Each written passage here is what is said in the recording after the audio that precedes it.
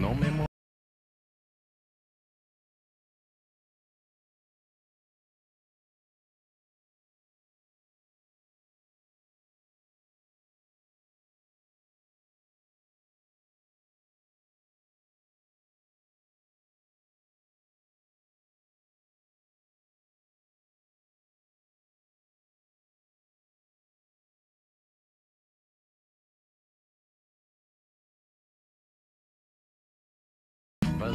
Bonjour à tous et entrez donc, vous êtes bien chez Albert, enfin plus précisément sur Grenouille qui accueille tous les mois son camarade journaliste pour une heure débats et de débats sur l'actualité. Albert, comme son nom ne l'indique pas, est plusieurs puisque c'est tout un collectif d'authentiques journaleux qui se cachent derrière lui. Albert, comme son nom ne l'indique toujours pas, est un site d'information dont voici l'adresse www.chez-albert.fr. Et pour assurer ce rendez-vous mensuel chez Grenouille, j'ai à mes côtés un authentique journaliste du collectif chez Albert, il s'agit de Frédéric Legrand. Bonjour Frédéric. Bonjour. Quel beau spécimen. Derrière une simple vitre, il parle avec ses mains comme avec sa bouche. C'est Djilali qui est aux manettes. Bonjour Djilali.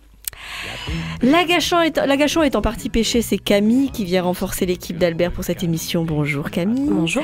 Et sauf erreur de ma part, je suis certes enrhumée, mais je suis toujours Stéphanie Arounian de la team Albert.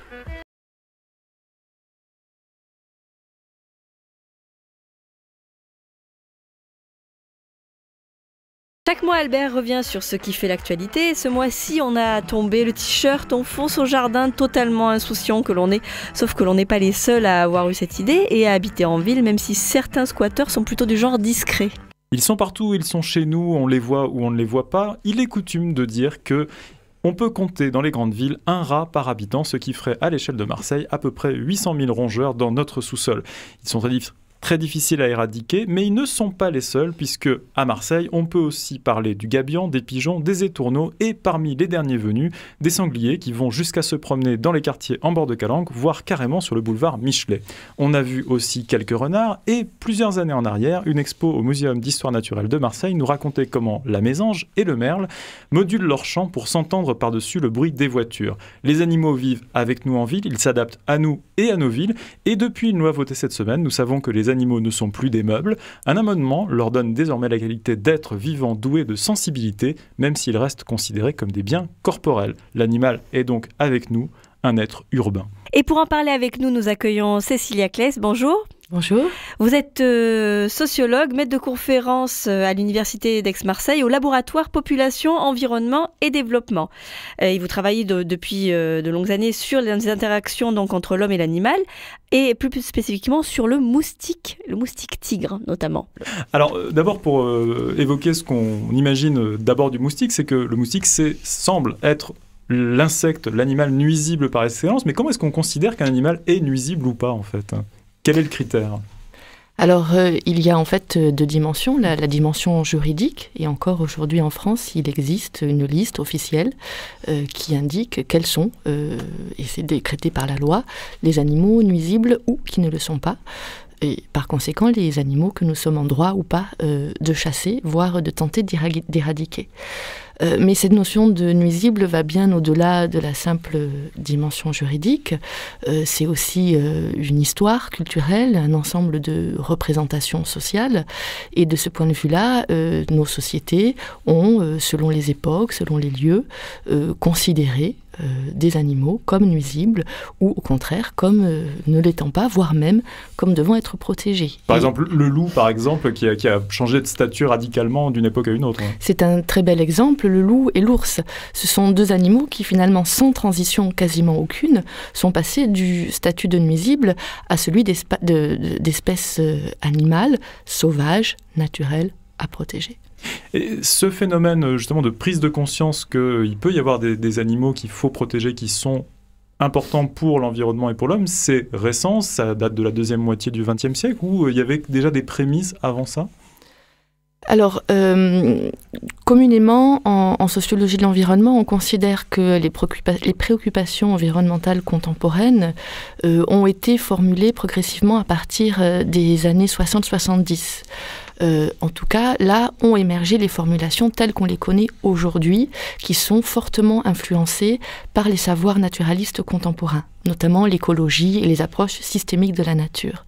Mais avant cela, les mouvements romantiques, qui remontent au siècle précédent, avaient déjà défini cet intérêt nouveau pour la nature, mais l'approche était alors beaucoup plus artistique, esthétique que véritablement scientifique. Donc on peut identifier ces deux moments-là qui nous font progressivement sortir d'une modernité qui considère que l'homme doit être maître de la nature à des mouvements que certains auteurs vont qualifier de post-modernes et qui mettent en cause cet anthropocentrisme en faveur d'un intérêt pour la nature. Les anglo-saxons parlent par exemple de New Ecological Paradigm. En France, on va parler d'émergence de préoccupations environnementales plus basiquement. Alors, pour venir plus précisément aux moustiques, vous étudiez notamment le moustique tigre, et le moustique tigre, visiblement, est favorisé dans son expansion par justement l'urbanisation d'un territoire. Plus il y a de villes, mieux le moustique tigre se porte. Absolument. Alors juste, je suis sociologue, donc je ne vais pas étudier le moustique tigre en tant que tel. Ça, c'est le domaine de compétence de l'entomologie. Ce qui m'intéresse, c'est l'interaction entre l'être humain et le moustique, qui, vous vous en doutez un petit peu, est assez rapidement problématique. Donc du coup, oui. Donc du coup, ce moustique tigre, alors son petit nom savant, c'est Aedes albopictus, est originaire d'Asie. Mais du fait du commerce international, du transport des marchandises, ce moustique s'est progressivement installé en Europe et notamment sur le littoral méditerranéen. On l'a observé pour la première fois en 2004 dans la ville de Menton. Et c'est à partir de ce moment-là qu'on a pu faire le constat de sa prolifération. Alors dans son milieu naturel d'origine, c'est un milieu tropical, le moustique tigre pond ses œufs dans de petites quantités d'eau propre. Typiquement, des espèces de plantes tropicales forment en fait des petits réservoirs d'eau de pluie, que ce soit des arbres ou des fleurs, et c'est dans ces réservoirs naturels d'eau de pluie que le moustique tigre pond ses œufs. Mais l'être humain, en fait, dans ces milieux artificialisés, a reproduit ce genre de petites quantités d'eau claire, et notamment dans les jardins urbains et périurbains, avec les pots de fleurs, les soucoupes. Les collègues entomologistes ont même trouvé des larves de moustiques dans les accoudoirs de chaises longues de jardin. Donc une toute petite quantité d'eau claire suffit pour que la dame Aedes albopictus ponde ses œufs et que les œufs deviennent des larves, puis des nymphes, puis des moustiques adultes qui vont alors s'installer au frais dans les haies de nos jardins, pour être à l'ombre, surtout pendant l'été. Et puis au moment de nos activités, en particulier de ce fameux apéritif le soir sur la terrasse, ça c'est l'archétype, vont venir piquer l'être humain pour boire son sang. C'est une étape indispensable. Ce sont les femelles qui piquent seulement, et elles ont besoin de boire ce repas de sang pour se reproduire, pour fabriquer les œufs pour la prochaine génération. Et donc du coup, finalement, l'être humain, dans ces quartiers périurbains ou dans ces jardins urbains, fournit de façon très pratique Aedes albopictus, le gîte, le couvert et le lieu de reproduction, tout ça très proche et de façon très, très commode. Donc en effet, l'être humain ne fait pas que détruire les espèces animales, il produit parfois, malgré lui, des milieux qui vont être favorables à la prolifération de certaines espèces. Alors pour le coup, en Provence, on a quand même eu une réaction suite notamment à une invasion de moustiques en 2005 dont vous nous parliez.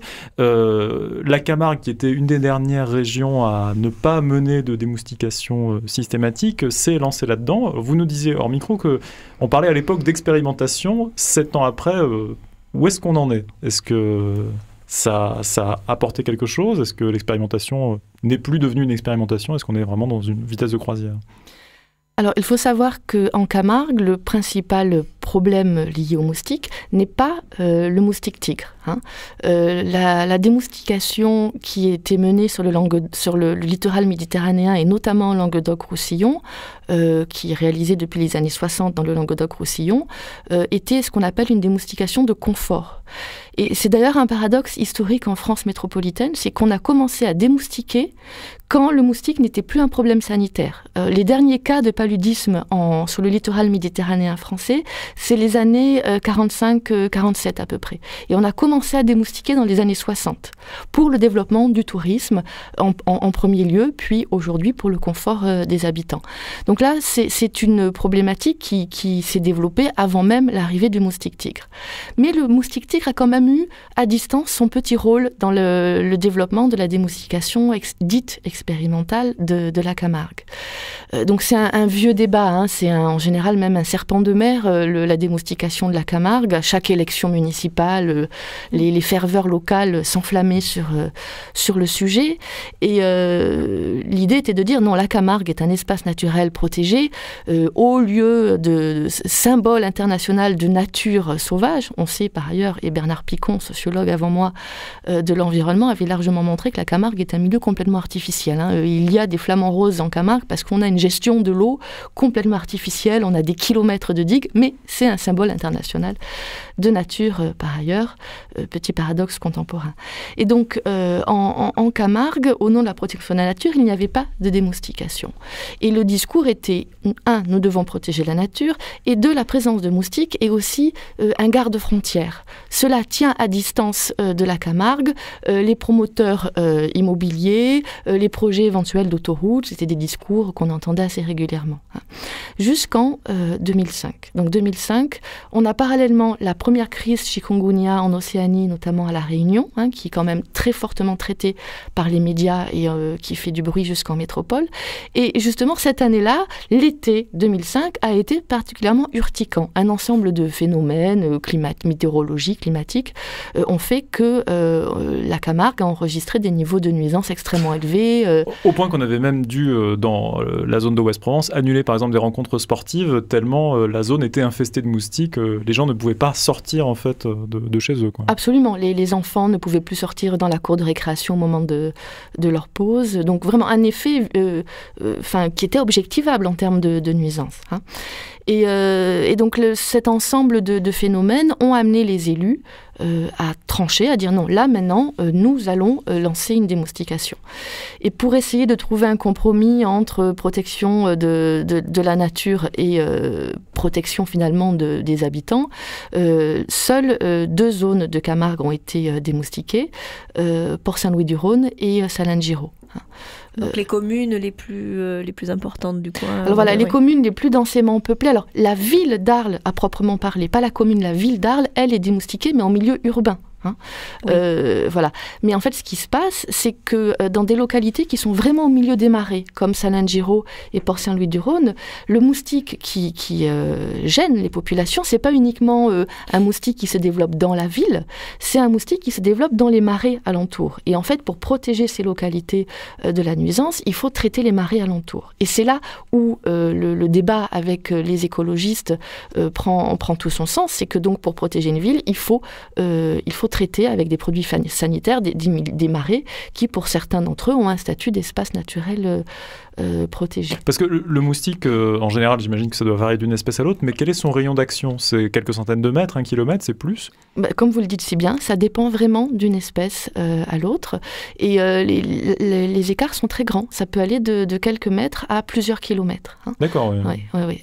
Notamment aidés par le vent, et Dieu sait que dans la région, nous sommes dotés en la matière. Alors, peut-être sur les nuisibles, on va... Oui, alors, avant de parler justement on était un peu sur les discussions entre enjeux sanitaires et environnemental. Et sur cette question justement de l'enjeu sanitaire, on va écouter les mesures qu'a pris la mairie de Salon de Provence, qui compte, on le rappelle, 40 000 habitants. À Salon, on n'est pas plus fort que les autres. On a des pigeons, on a des rats, on a des moustiques, on a ce qu'on appelle des animaux nuisibles. Mais je m'élève contre cette dénomination parce que leur présence massive en particulier n'est que le reflet des déséquilibres de nos sociétés. Alors nous, ce qu'on préconise, c'est bien sûr des mesures préventives dans cette démarche d'hygiène, de réduire les risques en éliminant le plus possible les égouts sauvages, en nettoyant les zones marécageuses sans les éliminer. La biodiversité urbaine, c'est un équilibre au niveau de la faune, au niveau de la flore, au niveau du comportement des habitants, pour avoir une nature qui est au minimum impactée. Alors c'était Pierre Piève, chargé de l'environnement et du développement durable à la mairie de Salon, qui était au micro de Camille Izarn. Alors c'est ce qu'il dit, c'est vraiment, enfin c'est notre faute finalement si cette situation un peu a dégénéré. Vous êtes d'accord avec ça ? Oui, absolument. C'est un type d'argument qu'il faut vraiment prendre au sérieux. Finalement, et l'exemple du moustique est pas mal pour ça. Par exemple, en Camargue, finalement, les moustiques sont liés à la production artificielle de marées.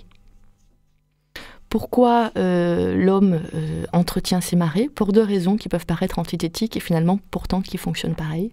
La chasse et la protection de la nature. Et finalement, les chasseurs, comme les protecteurs d'espaces naturels, aiment attirer à eux des oiseaux pour les observer ou pour les tuer, et notamment des canards. Et c'est aussi ce qui permet de faire venir les touristes en Camargue, cette variété d'espèces de canards, de flamants roses, etc. Donc finalement, oui, la prolifération d'animaux, bien souvent, résulte de comportements humains. Le moustique tigre, pareillement, finalement, c'est le développement de l'urbanisme qui favorise la prolifération de cet animal-là.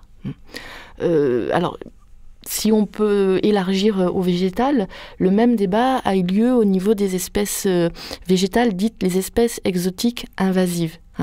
Et il y a justement un débat entre écologie de la conservation et paysagistes. Les premiers disent il faut développer des politiques pour éradiquer ces espèces, et les deuxièmes répondent en disant non, si ces espèces prolifèrent, c'est parce qu'elles envahissent des milieux qui sont déjà perturbés. Des friches, des marges urbaines. Commençons par requalifier ces milieux et après, il n'y aura même plus besoin de lutter contre la prolifération de ces espèces. Un équilibre éventuel pourra de nouveau être retrouvé. Alors, il y a une vraie, si on en revient aux animaux, il y a une vraie différence de perception du nuisible, en fait, selon de quel côté de la route on se place, si je puis dire. Vous parlez des écologistes, pour qui, évidemment, le moustique, lui, a un tout autre statut, c'est ça, n'est pas nuisible pour tout le monde. Voilà, absolument. Alors, il ne faut pas non plus être complètement dualiste avec les écolos d'un côté et les autres par ailleurs. Alors, sur le moustique, il y a les écolos d'un côté, le reste de l'humanité. Non, mais justement, non. Ah oui, non, c'est ça qui est intéressant. Dans les années 90, quand les élus locaux hésitaient encore à initier la démoustication en Camargue, ils sont venus nous solliciter, nous, sociologues, pour réaliser une grande enquête auprès des habitants. Vous savez, un petit peu l'illusion de croire qu'on peut gouverner avec des sondages d'opinion. Et donc, du coup, le résultat qu'on a produit était bien embêtant pour les élus, parce qu'en fait, ce qui ressortait, quand on interrogeait les populations, c'est que les populations étaient certes très gênées par les moustiques, mais qu'elles se disaient aussi favorables à la protection de la nature. Et finalement, justement, sur ce qualificatif utile-nuisible, on posait la question aux gens, et on avait plus de 60% des Camarguais qui nous répondaient « le moustique est utile », mais aussi plus de 60% des Camarguais qui nous répondaient « le moustique est nuisible ». Donc 60% plus 60%, donc c'est bon. Parce qu'il est utile par ailleurs, le moustique, il a une utilité. Oui, alors absolument. Et en gros, ce que nous disaient les gens, c'est qu'il est nuisible pour moi, mais il est utile à la nature.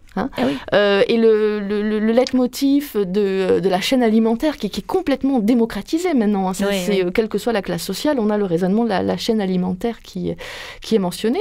Et donc les individus... Mais qui a une valeur scientifique malgré tout, cet argument de dire que le moustique, c'est la nourriture de certains oiseaux, etc. Ça a quand même une valeur scientifique, ou en fait c'est une chimère qui n'a pas vraiment de sens? Parce qu'après tout, ils pourraient manger autre chose. Les oiseaux pourraient manger d'autres insectes. Justement, alors là, vous mettez le le doigt sur oh là là là là, non, vous mettez le doigt sur la controverse scientifique qui accompagne la démoustication expérimentale de la Camargue. Mais là, moi, je suis sociologue et je peux pas rentrer dans les débats des biologistes. Qui ne sont pas encore tranchés, du coup. Au bout de 7 ans, on n'est pas encore sûr de savoir si ça perturbe le milieu ou pas. D'un côté, certains écologues disent oui, bien sûr, la démoustication affecte les larves de moustiques, par définition, c'est le but, mais d'autres espèces restent présentes et sont peu ou pas durablement affectées par la démoustication et sont de la nourriture de substitution tout à fait efficace pour les maillons supérieurs de la chaîne alimentaire, tandis que d'autres mettent en avant que non, que la démoustication réduit significativement la biomasse et donc affecte à moyen terme l'ensemble de la chaîne alimentaire. Donc ça, c'est vraiment un débat entre biologistes. J'observe avec admiration, mais voilà, je ne peux pas trancher pour eux en tant que sociologue. D'accord. Bon, on va s'intéresser à des sales bêtes un petit peu plus grosses, celles-ci. Alors, on a vu pour Salon que les nuisibles, c'était déjà un problème pour une ville de 40 000 habitants. Alors, comment ça se passe pour une ville de 800 000 habitants?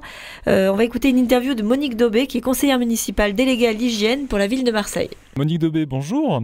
Bonjour. Vous êtes conseillère municipale déléguée chargée de l'hygiène et donc parmi vos attributions, la lutte contre les animaux nuisibles. Qu'est-ce qu'on considère comme un animal nuisible à Marseille? Un animal nuisible, en effet, on peut citer plus précisément que les rats. Parce que ce qui est des pigeons, ça reprend la délégation de Madame Babouchian, ça dépend de la SPA, donc c'est assez protégé. Les gabions, pareil, c'est une espèce protégée. Donc on va parler plus précisément des rats ou de toute la famille des rats, les surmulots, les souris, mais ça englobe plus la famille des mammifères des rats. Alors, voilà. Sur quels critères justement on fait la différence entre animal nuisible et pas nuisible? C'est le côté sanitaire, les maladies qui peuvent être transmises, ou c'est uniquement ce critère-là? Oui, tout à fait. C'est le côté sanitaire. Donc, c'est vrai que les rats sont très visibles depuis quelque temps parce qu'ils se déplacent suite aux grands travaux de rénovation qui ont été entrepris sur la ville de Marseille. Il n'y a pas une réelle augmentation du nombre parce que ces rongeurs s'autorégulent d'eux-mêmes. C'est vrai que souvent la saleté de la ville due à l'incivisme des usagers contribue à la prolifération de ces nuisibles. Et il faut retenir que tant qu'il y aura une présence de nourriture qui concurrence les raticides, les interventions seront moins efficaces. Toujours est-il qu'il y a aussi cette crainte de l'animal, le rat, parce que c'est vrai qu'il y a une peur pour les gens qui date historiquement de l'histoire de la peste à Marseille, mais c'est vrai que les rats n'attaquent pas les humains. Alors, oui, c'est excessivement rare, effectivement. On dit que statistiquement, dans les grandes villes, on a à peu près un rat par habitant. Est-ce que c'est le chiffre... On peut dire ça, il y en a autant que le nombre de Marseillais, en effet. D'accord, donc 800 000 rats dans le sous-sol de Marseille. Au niveau des moyens de lutte contre ces animaux, visiblement le rat est un animal très intelligent, donc difficile à combattre. Est-ce qu'il y a de nouvelles techniques que vous mettez en œuvre pour essayer de limiter la population? Alors, les nouvelles techniques, il n'y a pas de nouvelles techniques précisément. Nous, ce qu'on essaie de faire en nouveauté, c'est un travail de conseil et d'information.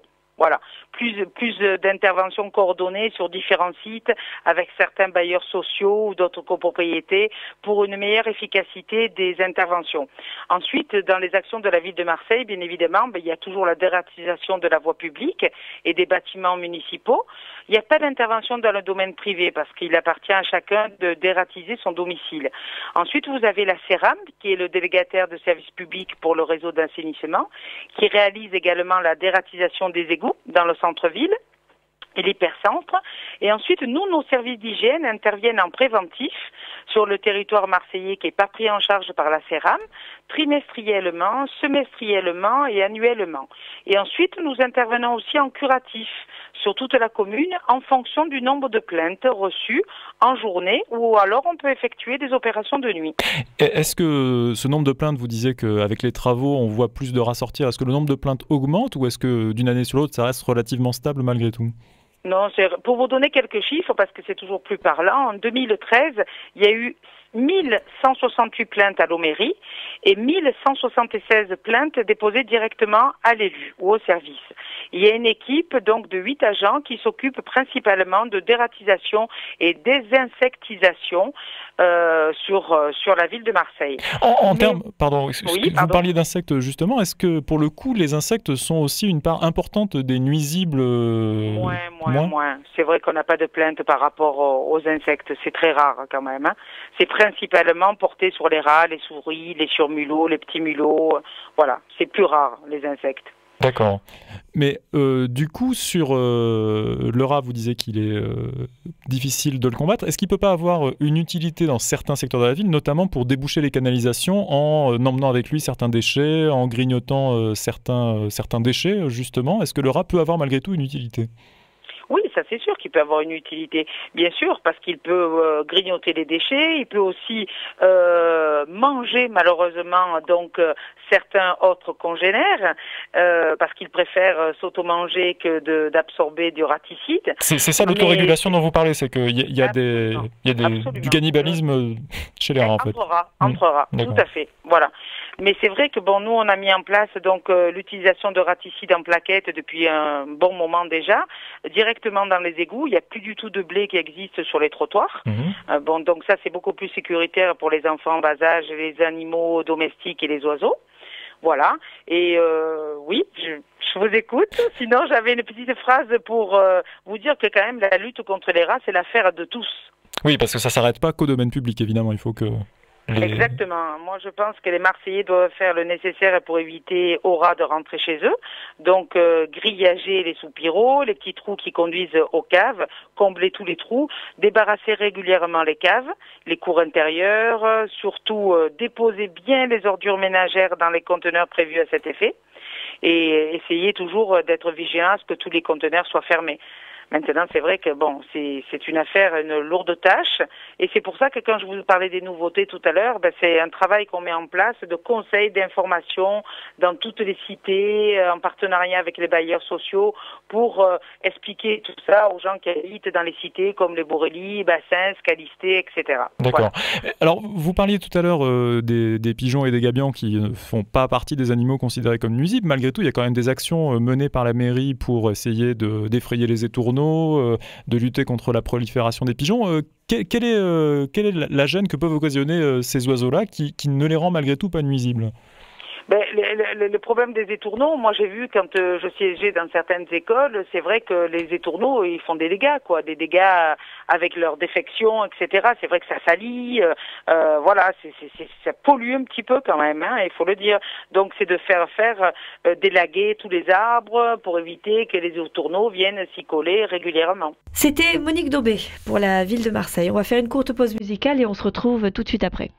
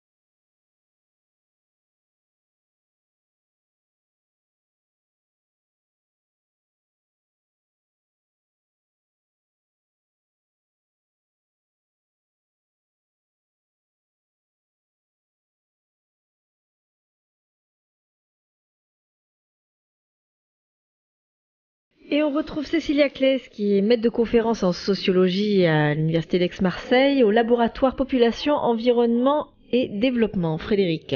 Alors, pour cette deuxième partie, on va aborder la question plus de la mise en valeur et de la protection de la biodiversité. Toutes les villes se lancent dans des actions en faveur de la biodiversité pour la promouvoir, sensibiliser leur population. Déjà, qu'est-ce qui fait, sur quels critères on classe des espèces pour dire telle est digne d'entrer dans une biodiversité remarquable et telle autre pas intéressante, on s'en moque. Comment on porte ce regard ? Alors avant de répondre à votre question, j'ai envie de faire ma sociologue. Je ne sais pas si vous mesurez le sens de ce changement d'un point de vue de l'histoire de l'être humain. C'est-à-dire que ça fait en fait des millénaires que l'être humain pense les villes par opposition totale à la nature. C'était même le propre de la ville. C'était d'éloigner l'être humain de la nature et de produire un lieu de culture, de modernité, d'artifice désiré. De le protéger de la nature aussi. D'une certaine façon, oui. Voilà. Et finalement, aujourd'hui, et c'est très récent, on veut mettre en cause cette dichotomie nature-culture, ville-nature. Voilà. Donc, je pense qu'il faut peut-être commencer par souligner ça. Alors déjà, pour poursuivre, juste avant qu'on revienne sur la question du critère, il y a aussi la question derrière de est-ce qu'on a encore des paysages et des espaces vraiment naturels ? Vous parliez de la Camargue tout à l'heure en disant que c'était malgré tout un espace totalement artificialisé. Est-ce qu'on peut encore parler d'espaces naturels dans des continents comme l'Europe ? Non. Non, et même les écologues et les biologistes qui ont toujours été très réticents à accepter cette idée-là ont fini récemment par reconnaître cette idée-là, et notamment en Europe, mais quasiment partout sur la planète. Quand vous voyez les couches, les épaisseurs de glace qui sont récupérées, les forages qui sont faits, où on peut mesurer la pollution dans les lieux les plus reculés, et de surcroît en Europe, en effet, il n'y a plus tout à fait de milieu totalement naturel. Donc alors, on est juste sur des degrés d'artificiel plus ou moins poussés, en fait. Alors on peut raisonner en effet en termes de degrés d'artificiel, mais moi ce qui m'intéresse en tant que sociologue, c'est surtout la symbolique, ce que l'on projette. Parce que finalement, pour revenir sur ce territoire camarguais, on est à un haut niveau d'artificialité. Des centaines de kilomètres de digues, un réseau de gestion de l'eau complètement artificiel, et pourtant une biodiversité qui est à l'origine de ce statut de parc naturel. Donc ce n'est pas en mesurant le degré d'artificialité qu'on va s'approcher plus ou moins de la nature ou de la ville. C'est plutôt en termes de symbolique. Qu'est-ce qu'à un moment donné va symboliser l'idée que l'être humain et que la société contemporaine se fait de ce qui est naturel ou de ce qui ne l'est pas. Alors justement, du coup, du point de vue de la biodiversité, est-ce qu'on est justement dans cette dynamique-là, à un moment, la société prend l'ensemble des vivants existants et dit tiens, ça pour moi c'est emblématique et ça a vocation à devoir être protégé ou mis en valeur, porté à la connaissance du public, et puis ça a beau exister, ça a beau parfois être très rare ou très intéressant d'un point de vue scientifique, mais ça c'est pas intéressant. Est-ce que c'est ça, et surtout quel est le critère du coup ? Et oui, c'est dans les politiques de protection de la nature, et pour utiliser le terme à la mode de biodiversité, il y a cette dimension qui échappe à la seule dimension scientifique. Pourquoi certaines politiques vont mettre l'accent sur une espèce ou sur une autre ? Et là, c'est un processus social. C'est une construction sociale. C'est cette idée d'animal remarquable, d'espèce remarquable. Mais qu'est-ce que c'est qu'une espèce remarquable ? Ça peut être une espèce qui a un rôle particulier dans l'écosystème.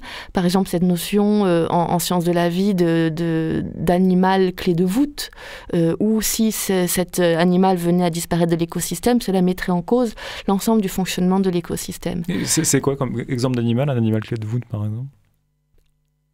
Alors vous évoquiez par contre tout à l'heure en micro, il y a aussi tout ce qu'on peut associer à l'imaginaire. Vous parliez du gabian, alors qui est, on en apprend tous les jours, qui n'est pas une mouette, qui est un goéland.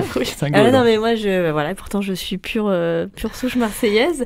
Et vous nous disiez justement que les politiques de protection du gabian avaient presque été trop efficaces.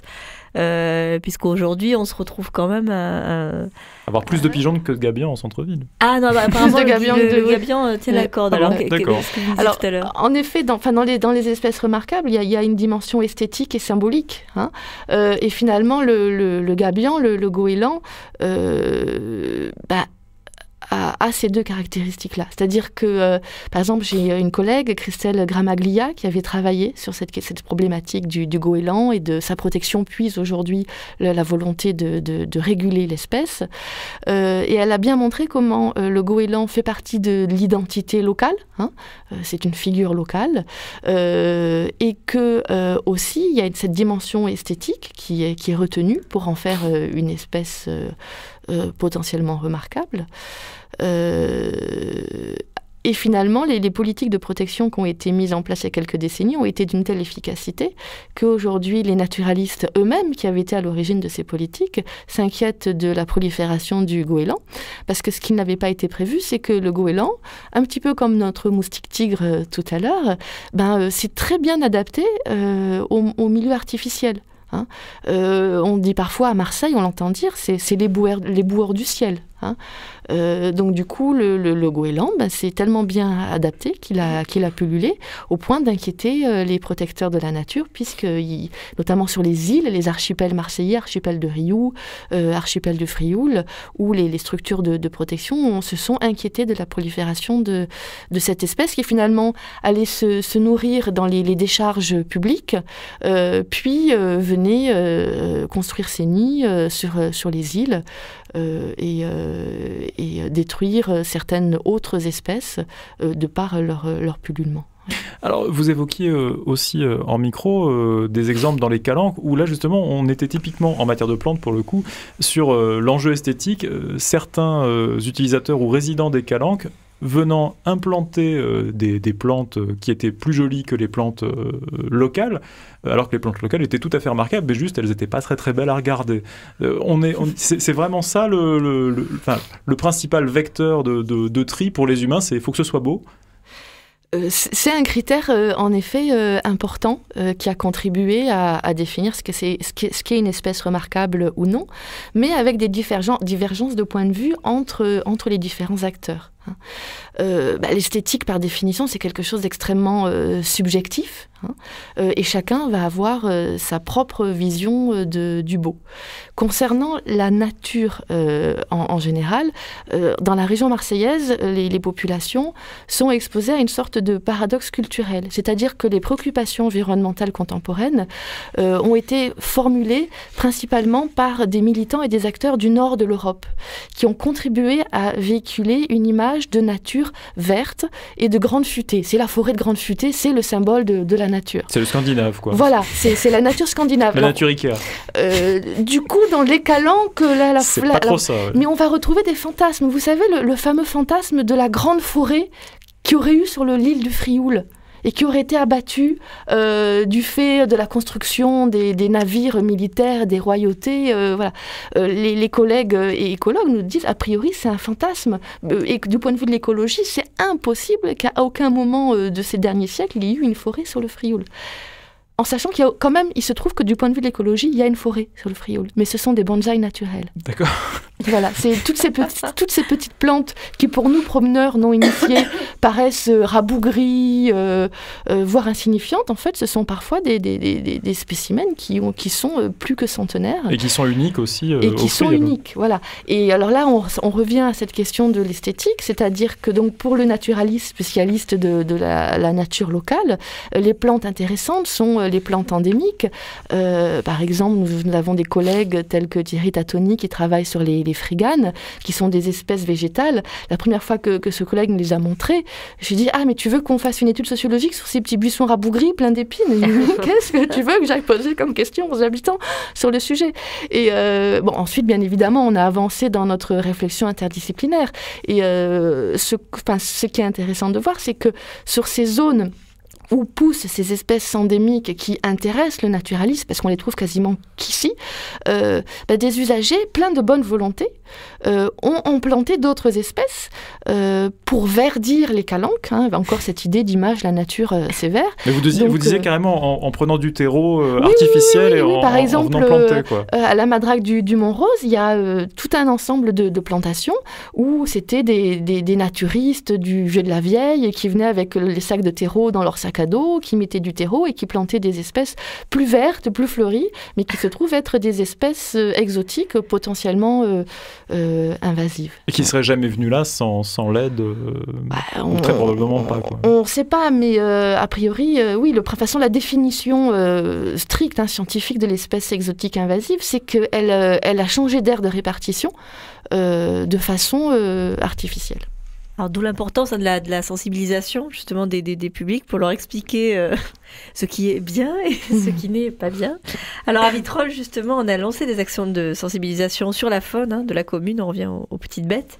Écoutons ce que la mairie justement organise avec les associations. Comme animaux sauvages en tout cas, mais qui rentrent dans la ville, les écureuils et les grenouilles, ce sont des espèces qui sont peu identifiées par la population.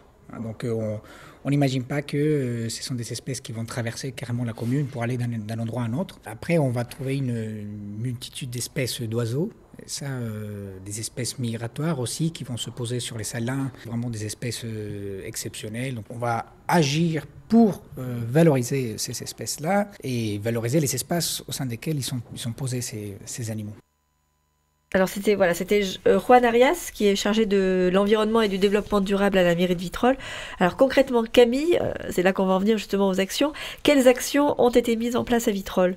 Alors il faut rappeler que ça fait maintenant 12 ans que la commune s'est engagée dans le développement durable et de plus en plus elle s'engage dans l'écologie urbaine. Alors globalement elle a mené des activités souvent collaboratives et aussi de sensibilisation des habitants. Alors en 2013 par exemple les 24 heures de la biodiversité avaient mis le focus sur les papillons dans la ville. Bon, on pourrait penser que l'on en connaît bien les espèces. Or, chercheurs et citoyens en ont en fait identifié plus de 34 dans la seule commune de Vitrolles, donc pas mal la collaboration. Et même combat en janvier avec les rencontres naturalistes qui se déroulaient autour des différents étangs et des salins qui bordent la ville, dont l'étang de Berre, avec l'aide de différents scientifiques, une nouvelle fois, les habitants ont en fait pu se familiariser avec les diverses espèces de ces zones humides et ils n'ont pu se voir que confirmer la richesse de cette biodiversité avec la découverte de pas moins de 30 espèces d'oiseaux sédentaires ou migrateurs qu'abritent ces étangs. Et on peut boucler la boucle avec le programme Sauvage de ma rue, qui a été récemment impulsé par Terra Botanica. Alors c'est un organisme basé entre Vitrolles et Marseille, qui a récemment lancé une nouvelle application pour smartphone pour la valorisation de la biodiversité urbaine. Alors à l'aide de photos et de commentaires, chaque personne collecte des données sur les plantes, cette fois-ci tout spécialement, qui jonchent les rues de telle ou telle commune. Et grâce à cette application qui est donc soutenue par la ville de Vitrolles, le but est en fait de mieux appréhender cette écologie urbaine et de possiblement changer le regard sur ce qu'on considérait comme de simples mauvaises herbes jusqu'alors. Aujourd'hui, on compte quand même 22 000 inscrits et elle s'étend à toutes les communes tant qu'il y a assez de gens pour recenser les espèces qui y vivent. Alors, à Vitrolles, on n'en peut plus douter, c'est des pros des sciences participatives, peut-être parce que oui, c'est plus enrichissant, ou peut-être aussi parce que comparé à d'autres actions municipales, eh bien, c'est moins cher. Oui, peut-être, oui. Merci Camille. Alors, Cécilia Claes, c'est justement par ce genre d'action de sensibilisation qu'on voit que le regard peut changer potentiellement sur une espèce, ou est-ce que, bon, c'est un travail de vraiment de très longue haleine ? Est-ce que le principe de ce genre de démarche, c'est de démocratiser le regard de l'écologie scientifique et de le transmettre aux populations complètement. C'est de déplacer le curseur entre le beau et le laid, entre l'utile, l'inutile, voire le nuisible. Entre le visible et l'invisible aussi, parce qu'on ne fait pas forcément attention aux papillons tout simplement, quoi. Ouais. Une fois qu'on a mis en place ces actions de sensibilisation, il y a aussi, à moyen terme, une volonté de protection, au moins pour certaines espèces ou certaines zones environnementales. Est-ce que maintenant, alors là, c'est peut-être plus des questions, j'allais dire, écologistes, mais est-ce que les politiques sont en mesure de savoir si ces mesures de protection sont efficaces? Vous nous parliez du parc des Calanques, où c'est difficile sur, par exemple, la protection des fonds sous-marins, de se faire une opinion. Alors, finalement, la principale... il y a deux principales difficultés pour répondre à votre question. C'est que souvent, on manque du point zéro, ce qu'on appelle le point zéro. C'est-à-dire, quelle est la situation d'un milieu naturel non perturbé par l'être humain. Et souvent, cette information, nous ne l'avons pas. Donc, comment dire qu'il y a amélioration si on ne sait pas vraiment d'où on partait avant la situation de perturbation. Et puis, l'autre difficulté, c'est les différences d'échelle de temps. C'est-à-dire que nous, êtres humains, nous raisonnons à notre échelle de temps, qui est l'échelle de la vie d'un être humain. Et ce n'est pas du tout l'échelle de temps de la nature.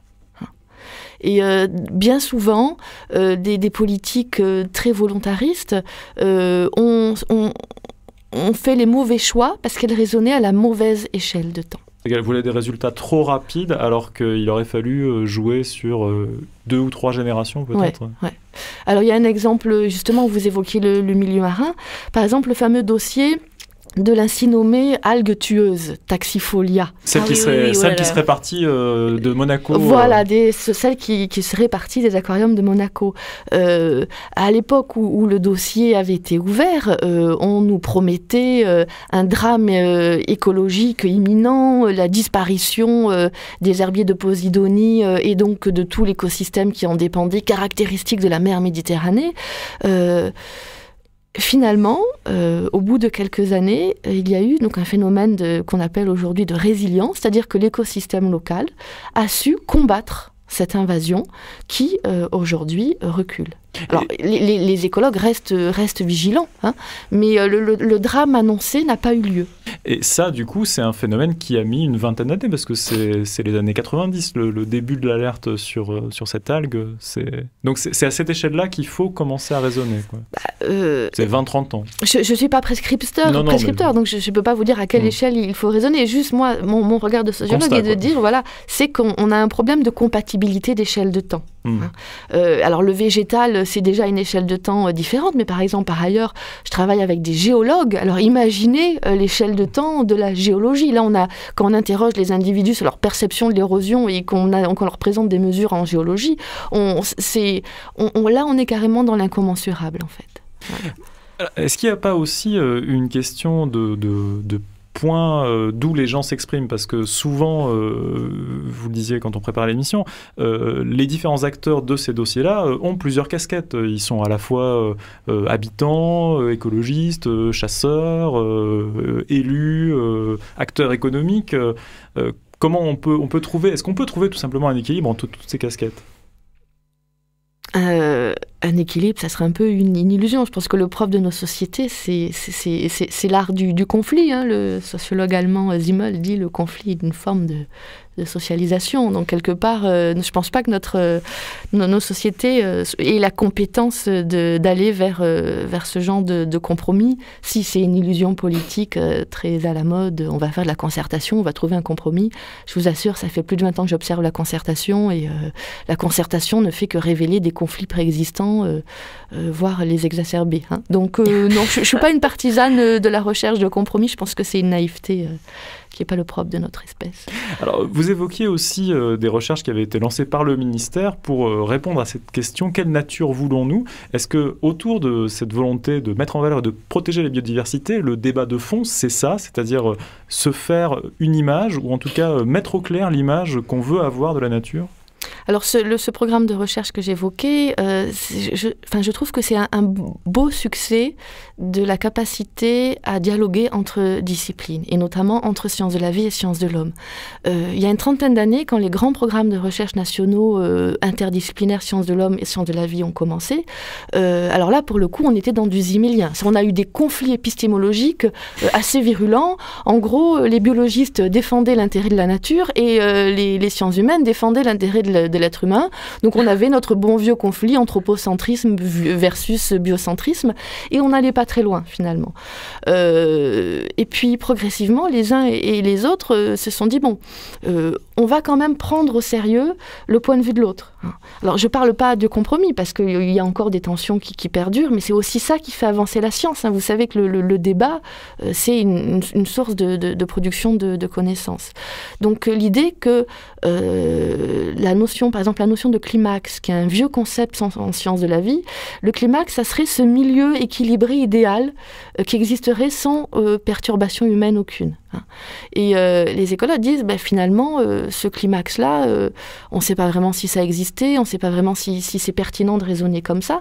Par contre, on peut le reformuler en prenant en compte les analyses sociologiques, en disant, mais finalement, ce climax, est-ce que ça ne serait pas l'idéal de nature que certaines sociétés rêvent à un moment donné ou à un autre. Et c'était aussi un petit clin d'œil, ce titre de programme de recherche. Quelle nature voulons-nous ? C'est pour reconnaître que la dichotomie nature-culture est une illusion et que l'être humain façonne la nature. Alors, est-ce qu'il peut façonner la nature au point d'un jour reconnaître que la ville est aussi un espace naturel qu'il faut protéger, puisqu'il peut y avoir justement des formes végétales propres aux villes qui seraient intéressantes de mettre en valeur ? Est-ce qu'on peut imaginer qu'un jour on en arrive là, à ce regard sur la nature en ville qui serait aussi digne de protection que, je ne sais pas, les herbes spécifiques au Frioul, par exemple ? Alors vous voyez, c'est le problème qu'on a depuis plusieurs décennies. C'est qu'on fait le constat de l'obsolescence d'une dichotomie, en l'occurrence nature-culture, et en même temps on n'arrive pas à s'en dépêtrer. Puisque regardez, on parle encore de nature dans la ville, alors qu'on vient de dire que c'est obsolète d'avoir cette dichotomie. Et là, je trouve que c'est la difficulté du changement est en train de se faire. C'est qu'on constate l'obsolescence de catégories, mais on n'a pas trouvé de nouvelles catégories. Donc on essaye d'avancer vers, mais on est empêtré dans nos affaires, quoi. Donc du coup, non, je ne peux pas vous répondre. Je ne peux pas vous dire quelle nature pour la ville, puisque je viens de vous dire que il n'y a pas de nature. Il n'y a plus de nature. Mais il y a... non, ça serait l'idée d'un lieu habité et d'une recherche de qualité de vie. Par contre, quand même, pour ne pas botter en touche de façon abusive, lorsque nous travaillons avec les gestionnaires, notamment des espaces naturels protégés, en particulier dans le dossier sur cette fameuse création du parc national des Calanques, un des débats que nous avions eu à l'époque était le suivant, et de dire, regardez, vous avez une posture complètement basée sur l'urbaphobie. L'idée, on va mettre une cloche sur un espace que l'on prétend naturel, avec tous les bémols qu'on vient d'exprimer, et pour essayer au le plus possible d'en tenir à l'écart les urbains. On va les laisser dans leur ville. Okay. Mais finalement, et on le voit quand on fait nos enquêtes sociologiques auprès des usagers, pourquoi les urbains ont besoin d'aller dans les calanques ? Parce qu'ils ne sont pas bien dans la ville. Et donc finalement, la meilleure façon de protéger la nature, c'est de rendre les villes plus agréables. Oui, c'est un petit peu naïf comme propos, mais j'en suis convaincue. Enfin, c'est mes enquêtes sociologiques, c'est que chaque fois que je rencontre les usagers, alors on a de tout. On a le randonneur forcené, on a la marche digestive avec madame en talons aiguilles qui vacille entre les rochers. Mais finalement, par-delà leur différence, c'est bien cette idée qu'on n'est pas bien dans la ville et on a besoin de voir la mer, on a besoin de respirer l'air des calanques. Mais rendons la ville plus agréable, créons des lieux d'accueil du tout public, et on trouvera certainement des solutions. Parce que parfois, j'entends un discours un petit peu méprisant, et là, on est complètement... Ça, c'est du sociologique. On est dans de la lutte de classe. D'un côté, une vision élitiste de la nature, il faut forcément mériter la nature, marcher beaucoup, faire du sport, etc. Et que toutes les populations qui viennent en tongs et en talons aiguilles n'ont pas leur place dans les calanques. Si, chacun a sa place, et c'est le rôle du gestionnaire, et ils en sont conscients, de dessiner une place pour chacun. Et finalement, les Marseillais, ils ont envie de respirer l'air iodé et de voir la mer. Encore qu'on n'est pas trop mal lotis quand même à Marseille par rapport à d'autres. Par rapport à d'autres, ça va. Alors, nous arrivons déjà à la fin de ce débat. Cécilia Claes, merci d'avoir accepté l'invitation en Albert. Peut-être un dernier conseil, alors très très rapidement parce qu'on n'a plus le temps, mais pour éviter les bêtes qui piquent, puisqu'elles commencent à débarquer, elles sont déjà là. Vous avez vider les soucoupes, c'est ça, d'eau. Alors là, je vais faire de la publicité pour l'entente interdépartementale de démoustication. Vous allez sur leur site internet et l'EID, donc vous allez trouver tous les conseils. EID, alors www. On le mettra sur le site. On le mettra, ça doit être quelque chose de ce genre-là. Sur le site, il y a tous les conseils. Et voilà, la meilleure façon de ne pas se faire piquer, c'est de ne pas contribuer à la production des moustiques et donc de ne pas avoir d'eau stagnante chez soi. Et de ne pas boire d'apéritif, donc on l'a bien compris. Merci encore et merci à toi Frédéric, merci à toi Camille, merci à toi Djilali et merci à toi chère Grenouille. Le générique de cette émission, c'était oui, contre toute attente, Jodassin, moustique, et en cours d'émission nous avons également entendu La Mouche de Michel Polnareff. Si vous nous avez suivis à l'antenne, sachez que vous pouvez nous retrouver dès à présent en ligne sur le site d'Albert. Vous y trouverez également tous nos feuilletons, la spécialité maison à lire ou à relire, celui sur les affiches électorales, avec une authentique virée poseur d'affiches menée par notre journaliste Frédéric Legrand. L'affiche éditée par Albert pour l'occasion, flanquée du désormais célébrissime slogan « La force tranquille » est d'ailleurs en vente sur le site chez Albert. Un bien beau cadeau à offrir à un ami que l'on aime, à l'apéro justement.